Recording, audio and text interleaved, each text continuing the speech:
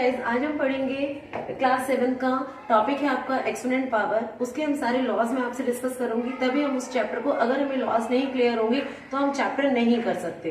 अगर हमें exponent power की लॉज हमें अच्छे से सारे पता चल जाते हैं, तभी वो चैप्टर आगे हम कंटिन्यू कर पाएंगे। ठीक है, हमारा जो हमारे लॉज है ये मैंने सारे नोट डाउन कर रखे हैं, ये आपके लॉज है। अब मैं वन बाय वन इनको समझाऊंगी कि फर्स्ट लॉ क्या है आपका। सबसे फर्स्ट है आपका a raise to the power m, a raise to the power n। जो इसका सॉल्यूशन होता है वो होता है a m प्लस n। ऐसे आपको क्लियर नहीं होगा कि ये है क्या। इसका मतलब होता है बेटा, ये होता है कि नीचे होता है, ये आपका होता है बेस, और जो ये ऊपर मैंने पावर लगा रखी है इसे हम बोलेंगे पावर्स। देखो मैं क्वेश्चन में किसी में पुट करके दिखाती हूँ। अगर हमारा मल्टीप्लाई का केस है और हमारा बेस सेम है तो उस केस में हमारी पावर्स हो जाती है प्लस। जैसे फॉर एग्जाम्पल अगर मैंने लिया 2 raise to the power 3 multiply 2 raise to the power 2। अब देखो हमारा बेस सेम है और सेंटर में क्या है, मल्टीप्लाई का ऑप्शन है। इस केस में जो है आपकी पावर्स क्या हो जाएंगी, plus 2 plus 3 that is 2 raise to the power 5। Clear. अब हमारा जो सेकेंड लो है, सेकेंड केस में क्या है, सेम चीज है, बेस आपके क्या है, सेम है, बट सेंटर में क्या आ गया आपका, डिवाइड का ऑप्शन। जब भी हमारा डिवाइड का ऑप्शन होता है उस केस में क्या होती है, पावर्स माइनस। फॉर एग्जाम्पल जैसे हमने लिया, इस बार मैंने लिया 3 बेस, अगर मेरी पावर है 5, अब मेरा डिवाइड का केस है, फिर अगर हमारा बेस सेम है, बेस सेम है, अब पावर क्या हो गई हमारी 3। इस केस में जब डिवाइड का केस होता है तो पावर्स क्या होंगी आपकी, माइनस। तो that is 3 raise to the power 2। Clear. ऐसे अगर आपके बेस सेम है, बस आपको ये देखना पड़ेगा कि अगर आपका बीच सेंटर में मल्टीप्लाई का केस है तो पावर्स होंगी प्लस, और डिवाइड का केस है तो पावर्स होंगी माइनस। अब आ जाओ बेटा इस पे, ये देखो इसमें क्या है, ये इसमें a और b हमें डिनोट कर रखी है। अगर हमारे पास वैल्यूज है तो वैल्यूज पुट करके निकालेंगे। अब देखो इसमें क्या है, अगर आपके पास जैसे मान लो मैंने कोई डिजिट ले लिया, मैंने माना a की जगह एक वैल्यू 2। अब मेरी पावर्स है यहाँ पे 3 है और यहाँ पे क्या है 2 है। अगर मेरा क्वेश्चन ये है तो इस केस में हमारी जो पावर्स होती है वो हो जाती है मल्टीप्लाई, मतलब 3 multiply 2 is equal to 3 2 6। Clear. अब जो नेक्स्ट आता है हमारे पास, नेक्स्ट हमारा लो है, इसमें क्या है, a b की पावर m हमें गिवन है। ठीक है, तो इस केस में हम क्या करेंगे कि इसका मतलब होता है a b की कॉमन पावर लगाते, दैट मीन्स a की पावर भी m है और b की पावर भी m है। जैसे अगर मैंने लिख दिया कि 2 मल्टीप्लाई 3, पावर लगा दी आपने 2, तो इसका मतलब हुआ बेटा 2 की पावर भी 2 है और 3 की पावर भी 2 है। आप इसको ऐसे भी लिख सकते हो, ये भी ठीक था। तो क्या आप दोनों को ऐसे करके लिख लो, 2 मल्टीप्लाई 3 पावर एक साथ लगा ली तो हमारा हो गया 3 2 6, 6 की पावर 2 आ गई। क्लियर। अब हमारा नेक्स्ट लो आता है बेटा। अब ये देखो, ये तो था मल्टीप्लाई में, मल्टीप्लाई में वो बेस अलग हो लेकिन पावर सेम हो तो हमारे बेस मल्टीप्लाई हो जाएंगे, पावर एक लग जाएगी। लेकिन अगर डिवाइड में है, हमारे डिवाइड में क्या है, बेस अलग है लेकिन पावर एक है। जैसे मान लो मेरे पास है, बेस अलग कर रही हूं मैं, 2/3 कर दिया, लेकिन जो मेरी पावर है वो एक ही है। तो इस केस में आप क्या करोगे कि दोनों की पावर है, तो दैट मीन्स 2 की पावर भी 3 है और 3 की पावर भी 3 है। आप इसको ऐसे लिखो या ऐसे लिखो, बात इक्वल है, दैट मीन्स वो दोनों की पावर्स सेम है।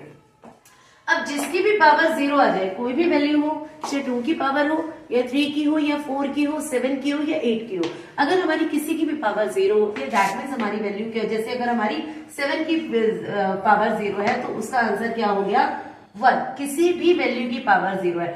जैसे हमें क्वेश्चन दे दिया 0 multiply 3 raise to the power 0, तो आंसर बताओ, क्योंकि इसकी पावर 0 है तो 1, 3 की पावर 0 है तो भी 1, तो 1 इंटू 1 1। क्लियर। अब बेटा नेक्स्ट है आपकी, अगर हमारे पास पावर जो है वो माइनस में है। देखो अगर मेरी पावर है ये माइनस में है, अब मैं इसको सॉल्व नहीं कर सकती क्योंकि जो 3 है वो क्या है, माइनस में है, तो मैं इसको कैसे सॉल्व करूंगी।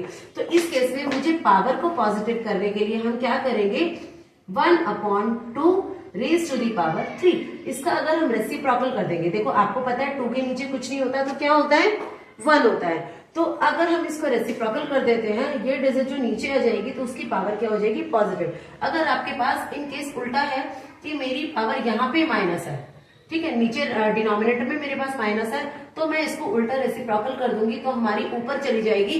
तो जब रेसिप्रोकल होने के बाद जो होती है पावर्स हो जाती है पॉजिटिव। अभी हम आगे कंटिन्यू कर रहे हैं, दो और रह गए हैं, वो मैं कंटिन्यू कर रही हूँ। ओके, अब हमारी क्या है, यहाँ तक हमारे रूल सारे कंप्लीट हो गए थे 7 तक। अब हमें करना है 8th और 9th। बेटा इसमें आपको गिवन है अगर हमारी वैल्यू कोई भी वैल्यू हो, अगर उसकी पावर अगर वो वैल्यू माइनस में हो, जैसे मानो मेरी वैल्यू है इसमें माइनस में, लेकिन अगर उसकी पावर ऑड नंबर है, ये हमारा जो लो है वो ये लिखा हुआ है बेटा -a, फिर यहाँ पे लिखा है ओड नंबर, कोई भी पावर है वो ओड नंबर में है, तो उस केस में आपका जो आंसर आएगा वो माइनस में ही आएगा, चाहे -1 हो या कोई और वैल्यू हो। दैट मीन्स आपका जो आंसर होगा वो 8, मतलब माइनस में ही रहेगा जो भी वैल्यू आएगी। फॉर एग्जाम्पल अगर मैं लेती हूँ मेरी ये जो -2 है ये वैल्यू है और इसकी पावर ऑड नंबर, आपको पता है जो 2 से डिविजिबल नहीं होते वो हमारे सारे ऑड नंबर्स होते हैं। दैट मीन्स अगर मेरी इसकी पावर 3 है तो इस केस में क्योंकि मैं -2 मल्टीप्लाई -2 करूंगी तो हम देखेंगे इस माइनस से ये माइनस कैंसिल हो जाएगा, बट एक माइनस स्टिल हमारे पास बचेगा। तो इस केस में जब एक माइनस हमारे पास बचा है तो आंसर किस में आएगा, माइनस में 2 2 4 4 2 8। क्लियर कि ये चीजें होती है हमारी कि अगर हमारे पास पावर ऑड नंबर है तो हमारा आंसर ऑलवेज माइनस में रहेगा। लेकिन अगर मैं बात करूं अगर हमारी पावर जो है वो इवन नंबर में और हमारी जो वैल्यू है वो नेगेटिव है, तो नेगेटिव के केस में क्या हो जाएगा बेटा, इसमें ये होगा कि अगर हमारे पास फिर वही सेम चीज -2 है मेरे पास, बट इस बार मेरी वैल्यू क्या है 4 है।